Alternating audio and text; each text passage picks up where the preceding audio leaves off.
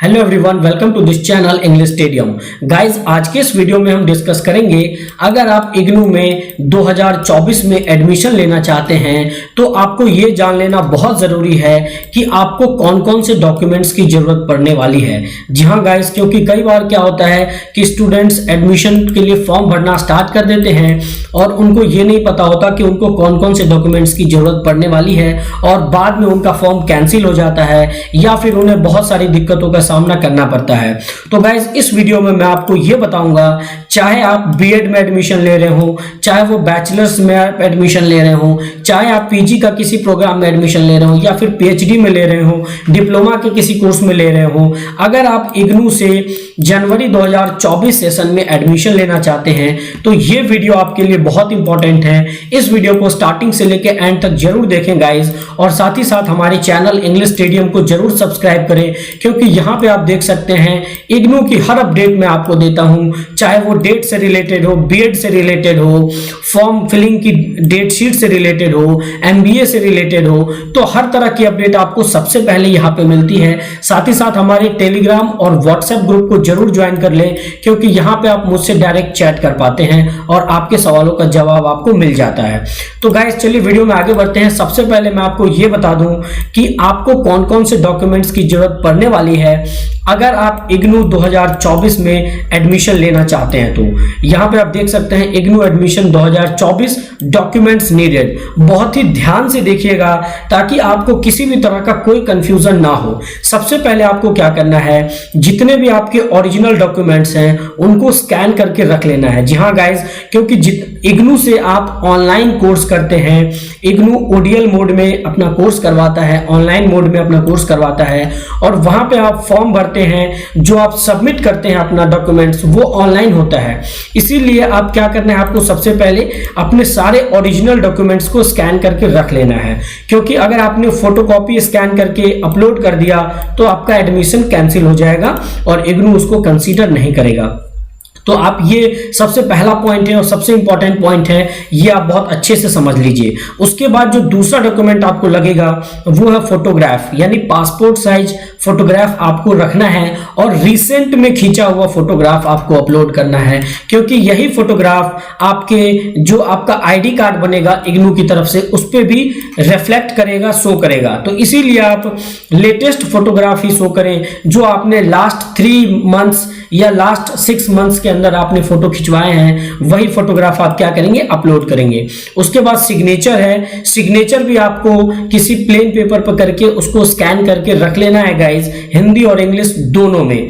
इसके बाद है फोर्थ है जो डॉक्यूमेंट आपको लगेगा वो है एज प्रूफ। अब एज प्रूफ में कौन कौन से डॉक्यूमेंट्स वैलिड है इग्नू के अंदर, या तो आपका बर्थ सर्टिफिकेट है, या तो फिर आपका बर्थ सर्टिफिकेट नहीं है तो आप क्या करें, पैन कार्ड भी वहां पे वैलिड है, आधार कार्ड भी वैलिड है, या फिर 10th सर्टिफिकेट को एज अ बर्थ प्रूफ माना जाता है, एज प्रूफ माना जाता है। तो आपको ये डॉक्यूमेंट्स भी वैलिड हो जाएंगे। उसके बाद है 5वां point, relevant educational certificates and marksheet. मान लीजिए आपने किसी बैचलर प्रोग्राम में एडमिशन लेने के लिए अप्लाई करा इग्नू में, तो बैचलर प्रोग्राम के लिए आपको क्या लगेगा, 10th के सर्टिफिकेट लगेंगे और मार्कशीट लगेगा, और 12th का सर्टिफिकेट और मार्कशीट लगेगा, तो आपको बैचलर प्रोग्राम में एडमिशन मिल जाएगा। लेकिन अगर आप किसी पीजी प्रोग्राम में यानी मास्टर प्रोग्राम में एडमिशन लेना चाहते हैं तो आपको 10th का सर्टिफिकेट और मार्कशीट अपलोड करना पड़ेगा, 12th का अपलोड करना पड़ेगा, प्लस आपने जो बैचलर यानी ग्रेजुएशन में जो डिग्री करी है या प्रोविजनल सर्टिफिकेट है आपके पास वो आपको अपलोड करना पड़ेगा। अब अगर आपकी ओरिजिनल डिग्री नहीं आई हुई है बैचलर में यानी ग्रेजुएशन में, तो आपको प्रोविजनल सर्टिफिकेट भी से काम चल जाता है, प्रोविजनल सर्टिफिकेट भी आप अपलोड कर सकते हैं गाइज। तो ये हो गया आपके डॉक्यूमेंट्स की नीड। कई सर्टिफिकेशन प्रोग्राम है उसमें सिर्फ 10th की सर्टिफिकेट मांगता है, वो 6 महीने का कोर्स होता है, तो आपको उसमें कोई टेंशन वाली बात नहीं है, आप आराम से उसे अपलोड कर सकते हैं।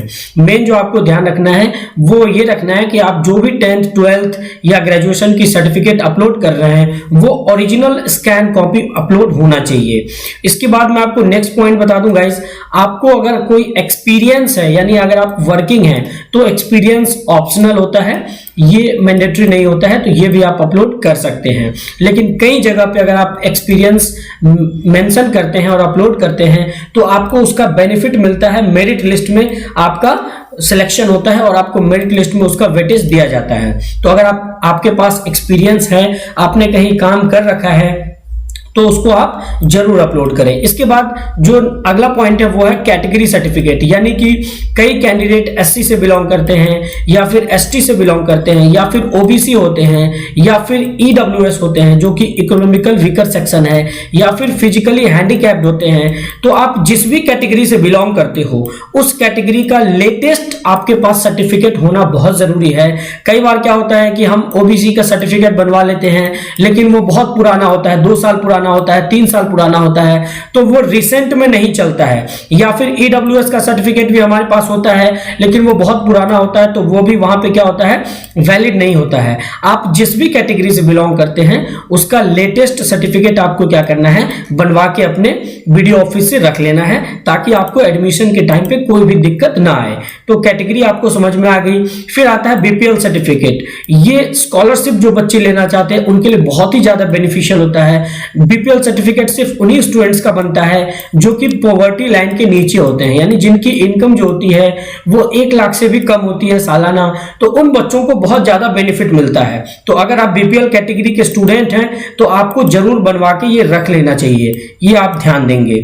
उसके बाद जो नेक्स्ट पॉइंट है वो मैं आपको ये बताना चाहूंगा कि इग्नू में जो एडमिशन प्रोसेस है और उसकी फीस है ये आपको कैसे समझ में आएगा। तो गाइज मैं आपको बता दूं, इग्नू साल में 2 बार एडमिशन लेता है। एक होता है आपका जनवरी सेशन और एक होता है आपका जुलाई सेशन। तो गाइज जनवरी 2024 का जो एडमिशन है वो अभी चल रहा है और उसकी लास्ट डेट 31 ऑफ जनवरी है, यानी 31 जनवरी से पहले आप उसमें अप्लाई कर सकते हैं। ये भी मैं आपको दिखा देता हूं। और अगला होता है आपका जुलाई वाला सेशन जो होता है वो होता है, उसमें 2 बार इग्नू एडमिशन लेती है। और उसकी फीस कितनी होती है गाइज, फीस के बारे में भी मैं आपको बता देता हूं। आपको मैं वेबसाइट पे लेके चलता हूं सीधा इग्नू की वेबसाइट पे। ये इग्नू की ऑफिशियल वेबसाइट है और यहाँ पे आप क्या करेंगे, रजिस्टर ऑनलाइन वाले सेक्शन में जाएंगे। यहाँ पे रजिस्टर ऑनलाइन वाले सेक्शन में जाएंगे, यहाँ पे आप देख सकते हैं fresh admission distance and fresh admission online. Fresh admission distance का मतलब होता है ऑनलाइन डिस्टेंस लर्निंग और फ्रेश एडमिशन ऑनलाइन का मतलब है आपका कंप्लीट प्रोसेस ऑनलाइन रहेगा। तो हम जाते हैं डिस्टेंस वाले में और आपको यहाँ पे मैं दिखा दूं कि welcome to the admission portal of online distance learning programme January 2024 admission cycle. ये जनवरी 2024 का है और last date of submission of online application जो है 31 जनवरी 2024 है। तो अगर आप इग्नू में किसी भी कोर्स में एडमिशन लेना चाहते हैं, चाहे वो बैचलर का प्रोग्राम है, चाहे वो मास्टर का प्रोग्राम है, चाहे वो पीएचडी का प्रोग्राम है, चाहे वो बीएड का प्रोग्राम है, तो आपका जो लास्ट डेट है वो क्या है, 31 जनवरी 2024 है। हालांकि बीएड में अप्लाई करने की डेट निकल चुकी है, मैंने उस पर सेपरेट वीडियो बना दिया था। अगर आपको बीएड से रिलेटेड क्वेरी करनी है तो आप हमारे वीडियोस के देखिए या फिर हमारे टेलीग्राम ग्रुप से ज्वाइन होके वहां पे आप देख सकते हैं। इसके बाद आगे बात करते हैं फीस स्ट्रक्चर की। तो यहाँ पे आप देख सकते हैं गाइस, यहाँ पे एक प्रोग्राम इंफॉर्मेशन का टैब है। आपको क्या करना है, आपको इस प्रोग्राम इंफॉर्मेशन के टैब को क्लिक करना है और जैसे ही आप प्रोग्राम इंफॉर्मेशन के टैब को क्लिक करेंगे यहाँ पे सारे प्रोग्राम्स आ जाएंगे। यानी इग्नू जो है इतने सारे प्रोग्राम्स आपको ऑफर करता है।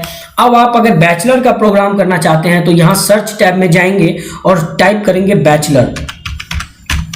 यहाँ पे बैचलर हमने टाइप करा तो मान लीजिए आर्ट्स है, बीए का आ गया, बैचलर ऑफ आर्ट्स। यहाँ पे अब आप देख सकते हैं इसकी फीस भी दे दी गई है इग्नू के द्वारा। यहाँ पे मैं आपको दिखा देता हूँ गाइस, ये आप देख पाएंगे यहाँ पे दे दिया गया है फीस स्ट्रक्चर। ये देखिए फीस स्ट्रक्चर यानी कि 4900 रुपीज पर ईयर आपको लगने वाला है और जो उसका डेवलपमेंट और रजिस्ट्रेशन फीस होता है 300 रुपए वो आपको लगेगा। तो इसका मतलब ये है कि किसी और पूरे प्रोग्राम की डिटेल भी यहाँ दे दी गई है कि कितने साल का कोर्स है, कौन सा मोड ऑफ है, रीजनल सेंटर क्या है, एलिजिबिलिटी क्या है, सारी चीजें भी यहाँ पे बता दी गई हैं। तो आपको प्रोग्राम इंफॉर्मेशन में जाके सर्च करना है। अगर आप मास्टर का कोई कोर्स करना चाहते हैं तो यहाँ पे आप मास्टर टाइप करेंगे तो सारे एमए के कोर्स, एमएससी के कोर्स ओपन होके आ जाएंगे और आप किसी भी कोर्स का फिर अगेन फीस देख सकते हैं। जैसे यहाँ पे आप देख सकते हो 15,000 रुपए है और फर्स्ट ईयर में 7,500, सेकेंड ईयर में 7,500।